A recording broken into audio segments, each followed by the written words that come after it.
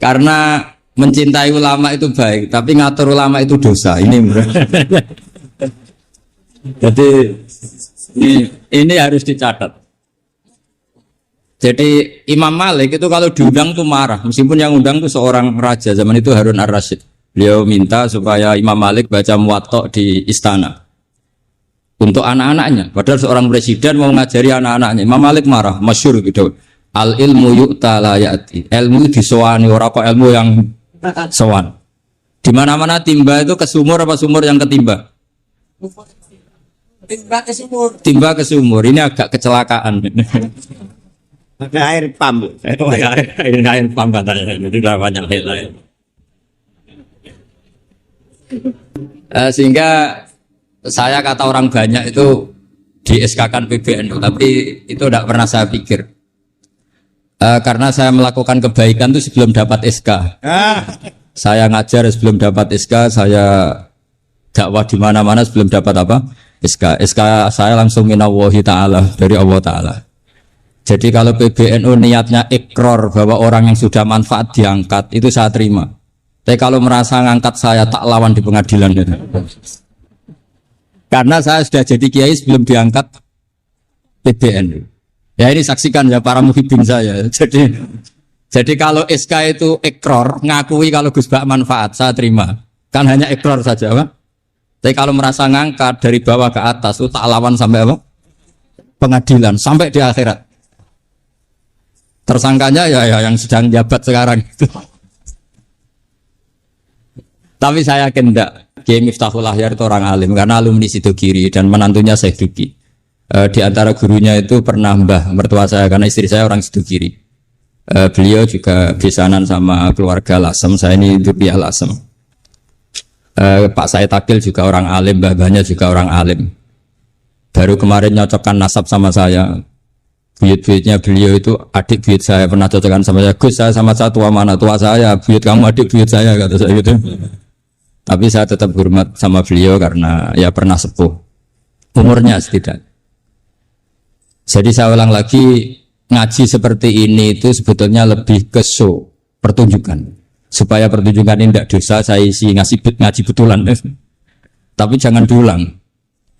Karena biasa ngaji rutin. Saya di Jogja tafsir Jalalain sudah juz 23. Pernah khatam hikam. Sekarang Nashihul Ibad separuh. Saya ngaji di Sidogiri Itkon, di Sarang Balaghatul Quran, di Hajen Lubul Usul. Tapi sarahnya yang Thariqatul Usul, sarahnya Mbah Sahal Mahfud. Jadi baru di sini ngaji bersaing sama orang yang mondok berapa? 3 bulan. Ini masalah, masalah. Gak boleh mondok itu harus buat tulis zaman. Tapi ya tidak apa-apa, mungkin laduni ya. Jadi kalau mondok cepet itu kemungkinannya apa? Laduni. Begini, tapi saya tertarik apa yang dikatakan Kiai Haji Abdul Manan tadi menyangkut kalimat tauhid. Saya ngaji di mana-mana bilang, kalau ngaji itu yang tahqiq itu detail. Detail itu bahasa Arabnya tahqiq. Jadi kita misalnya berpikir secara jernih, orang yang kafir 70 tahun itu pasti menjadi muslim karena melafadzkan la ilaha illallah. Dan itu bi ijma'il ulama. Semua ulama mengatakan demikian. Saya ulang lagi, itu bi ijma'il ulama. Karena mansus di Quran ada ayat kulil ladzina kafaru iyantahu yughfar lahum ma qad salaf. Kalau orang yang kafir 70 tahun bisa dihilangkan kekafirannya hanya dengan kalimat la ilaha illallah Muhammadur Rasulullah. Berarti kalimat ini statusnya apa? Penghilang kekafiran, apa? Penghilang kekafiran. Lalu ada kelompok yang mengatakan gara-gara kalimat la ilaha illallah dan pegang patok nisan itu, orang menjadi, ini kan jadi paradok. Lafat yang kita statuskan sebagai penghilang kekafiran dengan lafat yang sama orang menjadi kafir. Itu enggak ketemu nalar. Mbok nalar paling apapun tetap enggak ketemu. Kecuali tadi ya dalilnya pokok yang ngotot tadi. Itu memang kacau itu. Tapi alhamdulillah mereka insya Allah ya sadar. Kamu jangan bayangkan mereka tidak sadar terus, berarti kamu doanya jelek. Bisa saja mereka sudah ingin sadar, berhubung 3 jlok ini terus enggak jadi sadar. Jadi jangan-jangan salah kita karena sering gojlok sehingga yang mau sadar jadi tidak apa? Enggak sadar. Saya tadi jam 10 sampai setengah 2 masih ngajar di pondok saya. Saya ngajar tafsir masih di Rembang sana saya. Terus saya ke Semarang, Delalah Muyassar. Ya mungkin agak-agak keramat, jadi tetap jam 3:15 saya bisa ketemu Habib Umar Hafid. Saya beberapa menit ya diskusi tentang manhaj beliau. Dan kebetulan saya sering belajar kitab beliau sama alumni-alumni Darul Mustafa. Meskipun saya tidak pernah ke sana, tapi saya tahu betul mazhab beliau. Karena al-arwah junudun apa? Mujannada. Begini, saya sering dingendikani Mbah Mun, politik tidak jelas itu bagian dari kejelasan. Yang perlu dicatat. Jadi politik tidak jelas itu bagian dari apa? Kejelasan. Misalnya begini, siapa yang mengira Khalid bin Walid yang sangat musuhi Rasulullah, dia panglima orang kafir ketika ngalahkan Rasulullah di perang Uhud. Akhirnya Khalid bin Walid masuk apa? Islam. Begitu juga Wahsy. Qatilu ahab bin nasi ila Rasulillah, pembunuh Sayyid Hamzah. Akhirnya juga masuk Islam. Begitu juga Abu Sufyan. Dia pemimpin besar kafir Mekah ketika perang Badar, ketika perang Khandaq. Akhirnya juga Islam dan menjadi mertua Rasulullah Shallallahu Alaihi Wasallam.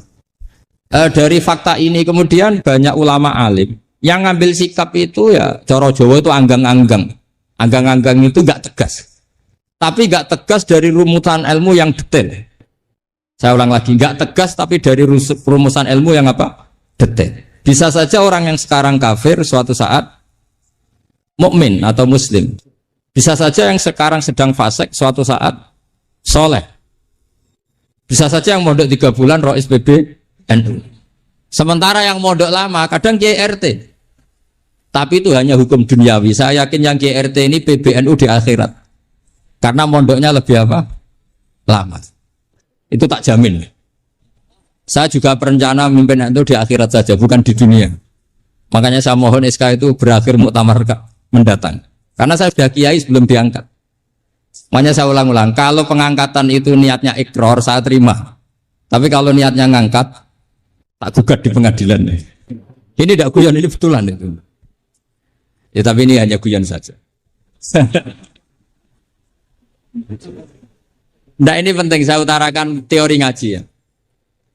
Ini saya bacakan naskah asli Sayyid Umar Hafid supaya Anda dapat barokah beliau. Karena beliau selain alim allamah, muridnya Habib Salim juga beliau pernah ngaji kutub Sayyid Abdul Qadir Segaf di Jeddah. Juga beliau sering istifadah di beberapa kiai.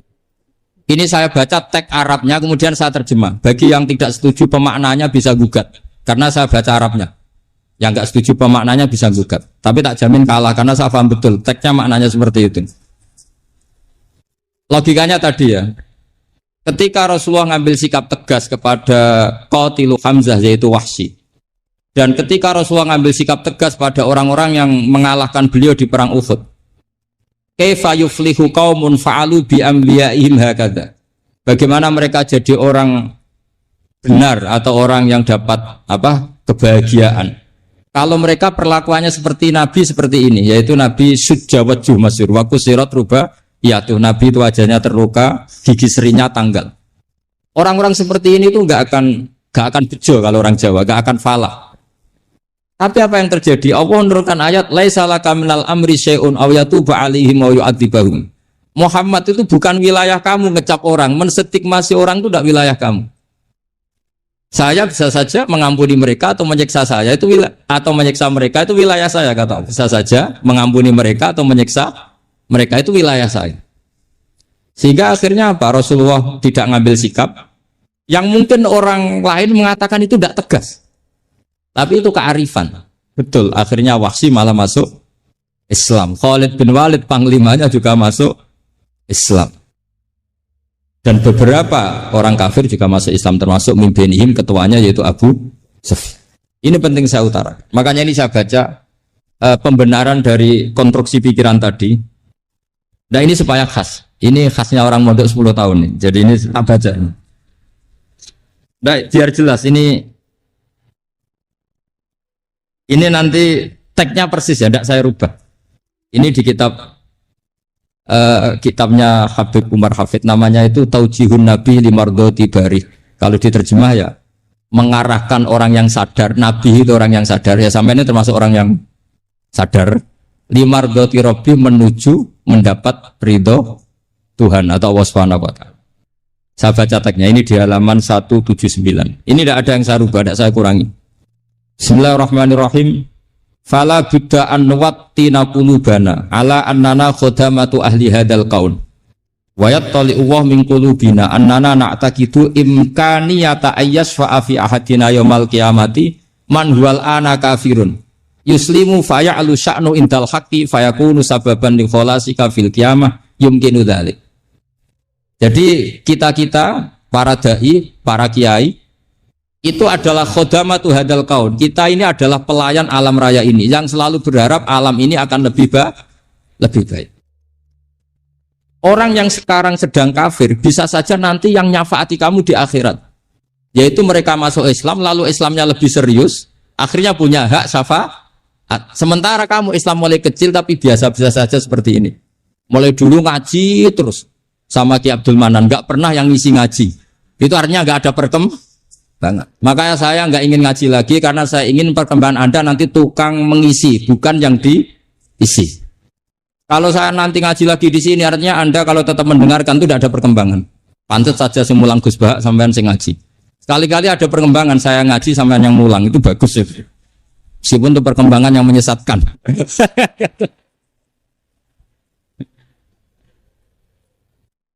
Ini penting saya utarakan. Ini dawuhnya Said Umar ya. Orang yang sekarang sedang kafir bisa saja orang ini nanti nyafaati kamu.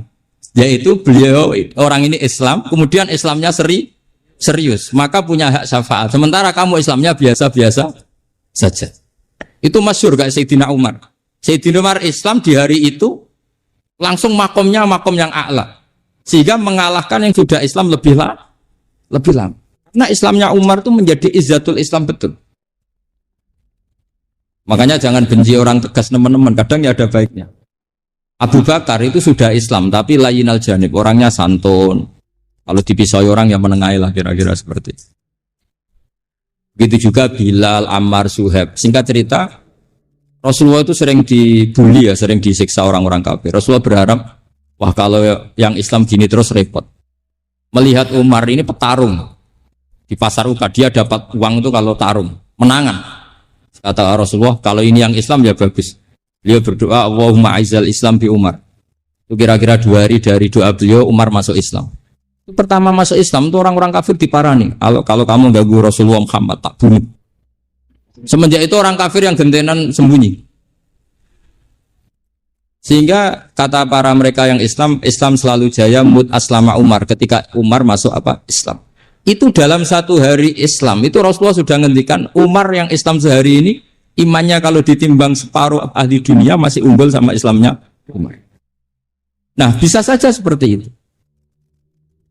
Jadi saya minta sama teman-teman yang mencintai ilmu, tidak tegas itu bagian dari ketegasan dalam ilmiah. Karena kita ini tidak mengendalikan dunia, tidak mengendalikan hidayat, hanya Allah piyambak yang ngasih hidayat. Maka sikap kita laisalaka minal amri syai'un aw yatuba alaihim aw yu'adzibahum. Rasulullah yang ahabbul khalqi ilallah saja tidak boleh tegas karena semuanya potensi itu ada. Cuma kita tegas dalam kebenaran saja, tapi nggak perlu tegas dalam mengawal kebenaran. Kenapa demikian? Karena Islam ini agama yang akan dijaga Allah ila yaumil. Yang jaga Islam bukan PBNU, bukan PP Muhammadiyah, bukan kiai. Yang menjaga Islam namun Allah Subhanahu wa ta'ala. Makanya Sayyidina Umar itu kalau disuruh mikir Islam itu gak mau betul. Masyhur itu dalam tarikh. Umar mimpin itu sukses, banyak futuhat. Singkat cerita akhirnya orang tuh kelangenan, wah kalau Umar meninggal kayak apa. Sehingga Abdullah bin Umar setiap jalan-jalan tuh dibully, kalau sekarang dibully. Ya Abdullah bin Umar, bapak kamu itu gimana? Sudah sepuh mau meninggal kok tidak suksesi.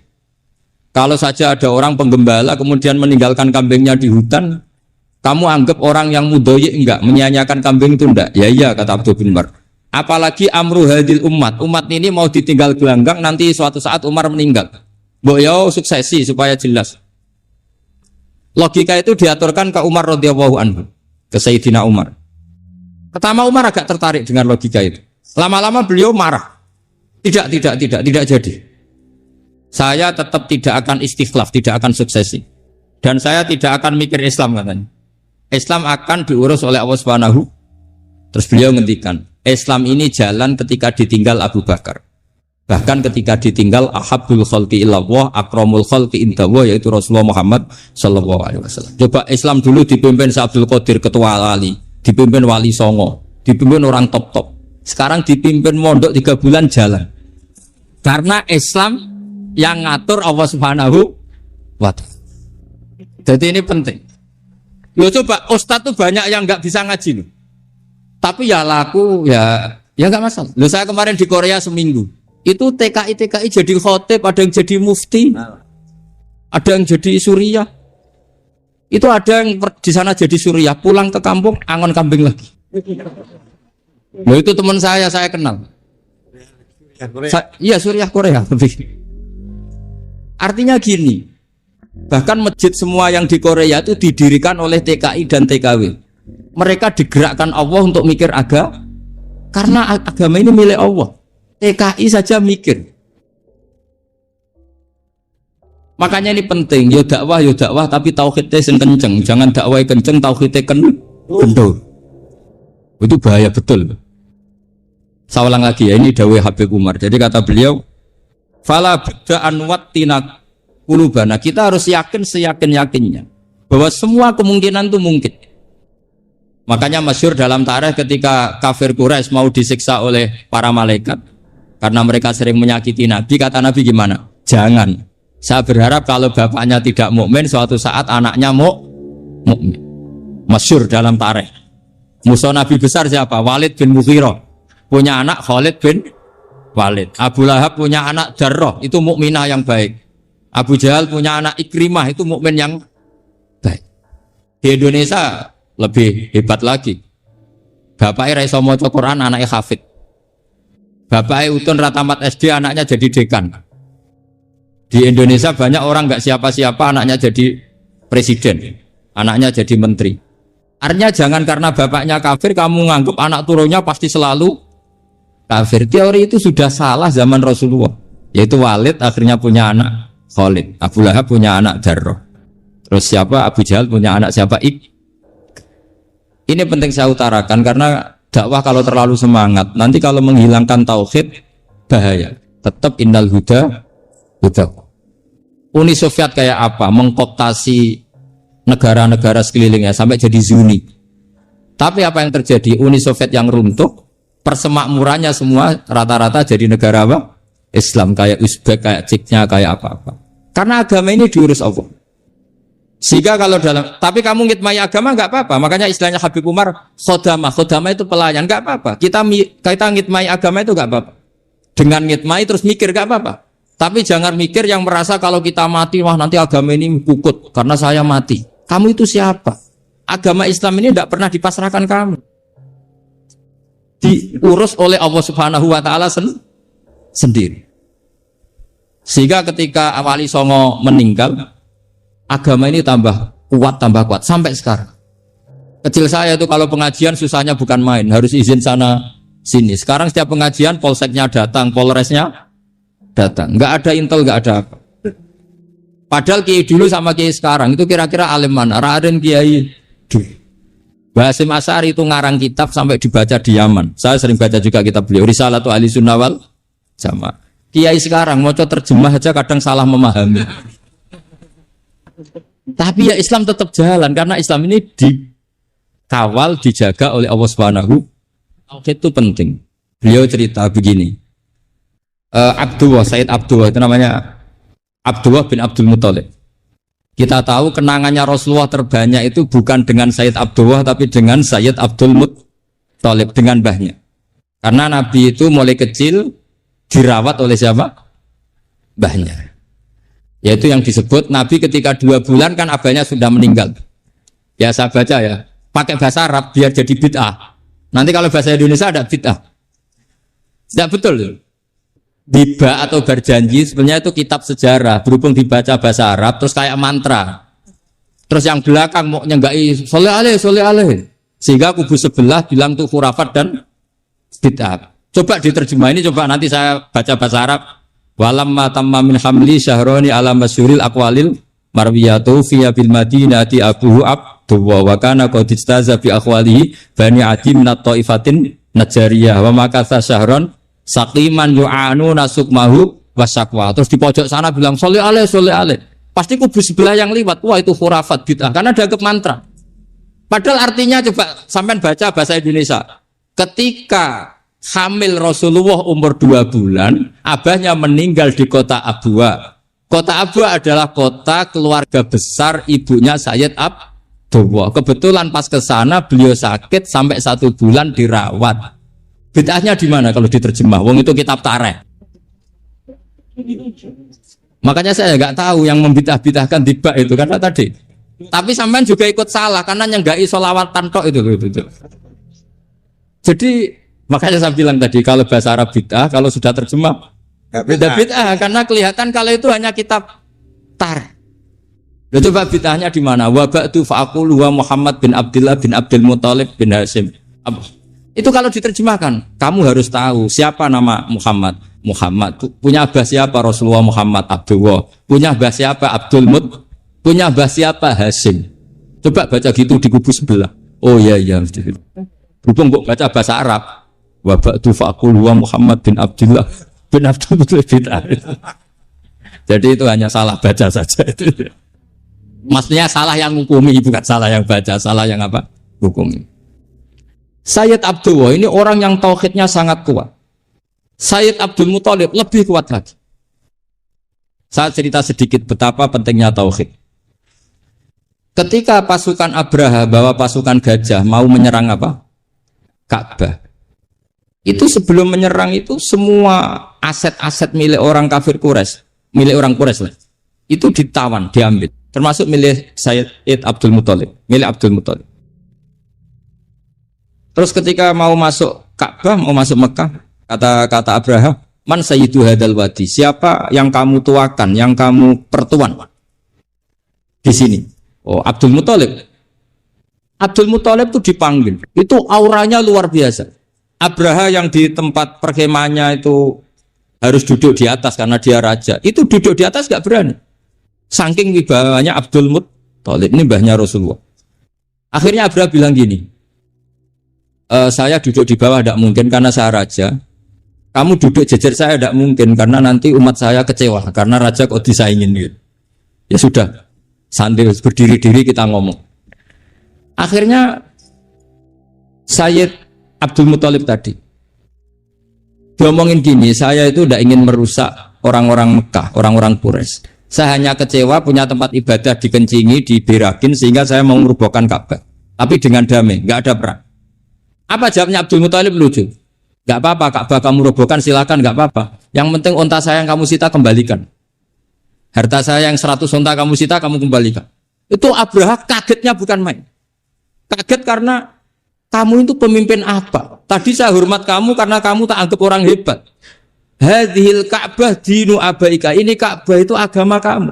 Pas saya hancurkan kok kamu tenang-tenang saja. Padahal pas mau saya hancurkan kamu tenang-tenang saja. Malah tanya unta kamu itu gimana? Apa jawabnya Abdul Muthalib? Inna lihadal baiti rabban hamahu. Sebab Ka'bah itu ada yang punya dan pasti akan melindungi Ka'bah. Tapi kalau unta itu milik saya, ini urusan saya ini unta. Jadi inna lihadal baiti rabban hamahu itu tidak milik saya, itu ada yang punya. Ya sudah, biar yang punya aja yang jaga. Itu tidak urusan saya. Akhirnya unta dikembalikan. Terus akhirnya dia ke Ka'bah. Fa'akhudha bi halaqatil bab. Karena dulu apa itu? Halaqatil bab. Karena dulu itu yang dipakai apa itu? Pegangan itu bentuknya apa? Bulat. Makanya diistilahkan halaqah apa? Bulat. Kalau sekarang halaqah ilmiah itu seminar. Lihat. Halaqah itu lain lagi. Iya. Pegang terus bilang gini, kata Abdul Muthalib, ya Allah, Ka'bah ini mau dihancurkan oleh Abraha. Ka'bah ini milik kamu.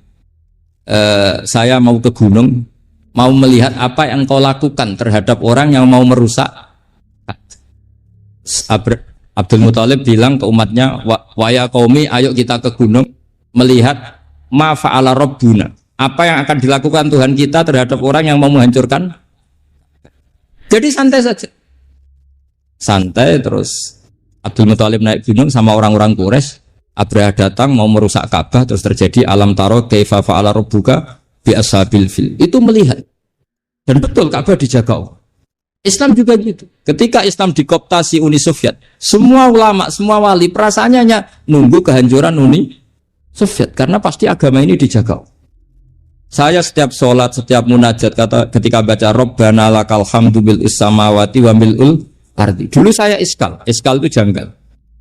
Ya Allah, Engkau zat yang layak dipuji, yang pujian itu memenuhi langit dan bumi. Pikiran saya kalau bumi ateis itu mujinya kayak apa? Tapi masya Allah ketika saya datang di Korea, bumi ateis, ternyata di sana banyak masjid, banyak tasbih, bahkan ada sakduna di sana. Karena Allah sudah ngendikan lakal hamdu mil'us samawati wa mil'ul ardi. Dan sekarang nyata, semua bumi ateis, bumi apa saja, ada tasbihnya, ada tahmidnya. Makanya sadaqallahul adzim ketika ngendikan sanurihim ayatina fil afaq walladzi arsala rasulahu bil huda dinil haqqi liyuzhirahu 'ala dini kulli. Makanya saya mohon sekali bahwa agama ini harus kamu khidmah. Tapi enggak boleh kamu pikir. Atau dibaliklah, khidmah maka memikir. Tapi tidak usah GR bahwa agama ini diserahkan sampean. Saya juga agak ridho. Agama kok diurus orang-orang kayak gini, kayak apa nasibnya? Jadi ini penting. Karena rata-rata kiai alim itu tidak jelas. Terus oleh orang-orang yang nggak pernah ngaji itu, wah ini nggak jelas, nggak tegas. Islam itu harus tegas. Maksudnya tegas itu kayak apa? Tegas itu di wilayah kita. Kalau istri kamu mau diperkosa orang itu boleh tegas, itu wilayah kamu. Tapi kalau hidayat itu wilayahnya Allah Subhanahu wa Ta'ala. Kita tidak pernah tahu. Bahkan yang sudah Islam saja, nyuwun sewu, itu nggak ada jaminan mati husnul. Kita tahu dalam sejarah Sa'labah itu dapat gelar hamamatul masjid, merpatinya masjid. Tapi kita tahu akhirnya Sa'labah itu apa? Su'ul khotimah. Sampai dalam Islam selalu diajarkan ya muqallibal qulub tsabbit qalbi ala din. Jadi kalau kita sendiri saja masih ingin selalu husnul khotimah, agak ada ruang untuk mudah menvonis orang lain. Makanya saya salut sekali ketika Habib Umar menulis kita semua ini mengkhidmati hadal kaun dan selalu berharap bisa saja suatu saat orang yang sedang kafir bisa saja suatu saat muslim. Nah soal kalau yang sama yang harbi menyerang kita ya tarung. Kalau artinya kalau yang merangi kita ya kita wajib perang, kalau enggak ya habis kita. Seperti kita lakukan ketika diserang Belanda. Tapi ketika mereka musta'man, dhimmi, mu'ahad, orang-orang kafir yang mau berdamai dengan kita ya kita damai. Sebagaimana yang dilakukan Rasulullah SAW ketika berdamai dengan kafir Quraisy yang dipimpin Suhail bin Amr. Masyhur itu dalam tarikh. Singkat cerita kan Sayyidina Ali ini pernah konflik sama orang Khawarij. Kata Sayyidina Ali, ya sudah lah, namanya kita musuhan, kita tidak usah ketemu, pakai mediator, kata Sayyidina Ali. Kata orang Khawarij, ini apa-apaan kok butuh mediator? Gak ada Qur'annya, ada hadisnya. Kira-kira kalau Pak Sayyidina Ali orang Jawa, gak ada apa tidak tahu. Walhasil Sayyidina Ali akhirnya baca ayat, wa in khiftum shiqaqa bainihima fab'atsu hakaman min ahli wa hakaman min ahliya. Jika suami istri tengah konflik, maka yang keluarga suami kirim mediator, yang keluarga perempuan juga kirim. Terus kata Sayyidina Ali, wa amru ummati Muhammad a'dhamu min amri rajulin wa imra'atin. Kalau suami istri saja ketika konflik butuh mediator, apalagi ini kelompok besar pasti lebih butuh mediator. Akhirnya lalu mediatornya siapa? Kata Sayyidina Ali, ya siapa saja yang penting baik. Ditunjuk seseorang, diprotes sama orang Khawarij, ini orang nggak kredibel. Oh, terus Sayyidina Ali marah-marah. Rasulullah itu pernah berdamai dengan orang, bahkan orang itu kafir, yaitu Sulhul Hudaybiyah. Nabi itu berdamai dengan orang yang bernama Suhail bin Amr ketika itu kafir. Makanya ini menunjukkan bahwa musolahah ma'al kufar itu boleh demi kelangsungan bernegara, berbangsa. Kamu tidak usah meragukan reputasi NU. Ketika dulu kafirnya kafir harbi zaman Belanda, ya Mbah Hasim fatwa apa? Jihad. Jadi jangan kira tidak tegas, kita tegas sekali. Justru kita yang punya masa lalu tegas. Tapi kepada siapa dan dalam konteks apa? Paham ya? Terus ini penting sekali untuk dijernihkan. Ini saya baca berikutnya nanti. Tidak supaya tahqiq, saya syukur sekali. Saya tadi sekaligus minta ijazah sama Habib Umar dan memang saya ngaji ini lama sama teman-teman alumni Yaman. Cuma belum pernah ketemu mu'alifnya. Tadi saya ketemu minta ijazah itu dan beliau senang sekali, bahkan sempat bikin tulisan di kitab saya ini. Sama tidak perlu baca, karena kalau bisa ya biasa, kalau tidak bisa malu ya sudah, tidak usah baca. Terus ini kata beliau, ini masih saya teruskan. Nahnu min hadhil intilaqah naktasibu thabatana wa quwwata yaqinina. Wa illa fa fil ardi mu'aridun wa muntaqidun wa mukhalifun min akhyarin wa asrarin, sholihin wa fasikin, muslimin wa kuffar. Kalau kamu punya satu metode ilmiah, metode dakwah, kamu harus siap karena pasti ada yang menentang. Yang menentang itu ya mulai orang soleh, tidak soleh, orang macam-macam. Jadi kalau sudah punya manhaj, memang dari awal harus siap apa? Ditentang. Jadi misalnya PBNU punya kebijakan apa, ya sudah siap saja dibully. Itu pasti itu, karena nggak ada manusia semua suka, semua benci. Kata beliau, anta in kunta fi syakkin min hadal maslak wal manhaj fattabi man syi'ta wasaha angka ghaniyah wa in kunta ala yaqinin annahu al-huda wa mirasun nubuwah wa annahu haqiqatu tarjamatil ahdi ma'rab fala tata'athar min kalami ahadin yakunu mangkana. Jadi intinya kita mengawal Islam secara rahmatanil alamin itu justru kita berharap menjadi simpatik dan menjadikan mereka menjadi napa Islam. Jangan ketika simpatik dianggap gak tek. Saya masih ingat betul dawuh Mbah Mun, hak sekseni, kata beliau, saya masih ingat kalimatnya, sekseni akurat tegas itu berdasar ayat laisalaka minal amri syai'un aw yatuba alaihim aw yu'adzibahum, karena potensi sosial itu bisa rubah. Orang yang sekarang kawan kamu bisa saja suatu saat jadi musuh, yang sekarang musuh kamu bisa saja suatu saat jadi kawan. Terus kamu ngambil sikap tegas dalam sesuatu yang nggak stabil seperti ini, lalu tegas itu kan nggak pada tempatnya. Makanya yang seperti ini kata Allah pakai asa itu menawa. Asa wahu ayyaj'ala bainakum wa bainal ladzina adaitum minhum mawaddah. Bisa saja orang yang sekarang musuhan dengan kamu suatu saat dijadikan mawaddah. Kamu udah mawaddah itu saling mengasihi. Kamu udah usah tanya, wallahu qadir, kata Allah, karena Allah mampu. Jadi dalam hukum-hukum sosial Allah seringnya bilang apa? Asa. Sale wasa antakrahu syai'a wa huwa khairul lakum wa asa antuhibbu syai'a wa huwa syarrul lakum. Karena masalah sosial ini semuanya asa, yang pernah tahu siapa? Bisa saja sekarang saya Rois Suriah, nanti SK-nya nggak turun lagi, tapi saya tidak apa-apa. Bisa saja nanti santri 10 tahun dipimpin 3 bulan, nggak apa-apa. Bolak-balik nggak apa-apa, saya tidak akan kecewa. Karena masya Allahu kana wa malam yasa lam yakun. Wassalamualaikum warahmatullahi wabarakatuh. Terima kasih sudah menonton channel Kajian Ilmu Religi. Semoga membawa keberkahan dan kebermanfaatan untuk kita semua. Jangan lupa like, share, dan subscribe channel Kajian Ilmu Religi. Tayang setiap hari jam 12 siang dan jam 9 malam.